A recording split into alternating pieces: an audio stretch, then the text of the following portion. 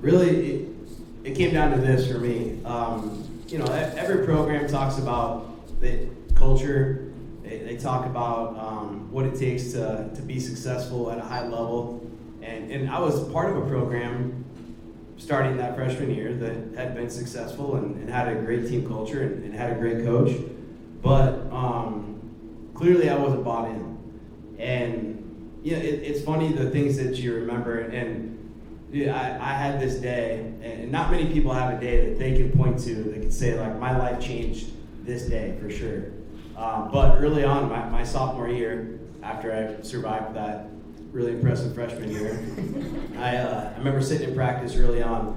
The coach was talking to the team, and he had a really good way of making simple things seem profound. And he was telling us, man, hey, it doesn't matter. Like, every day we have things that we know we need to do that we don't feel like doing, but regardless of how you feel, you just do it anyway. And I heard it that day.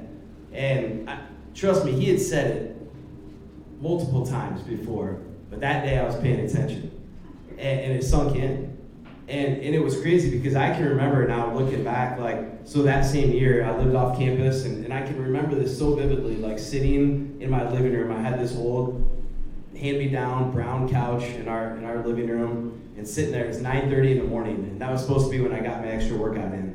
And I remember thinking, man, I don't feel like doing this. And immediately, because I heard the message, the feeling of not wanting to do something became my motivation to do it. Everything flipped on its head. Because I knew I was aware of it. It just something went off. Okay, I don't feel like doing it. I'm gonna go do it. And I haven't looked back on that since. And it's been something I try to pass along to my athletes.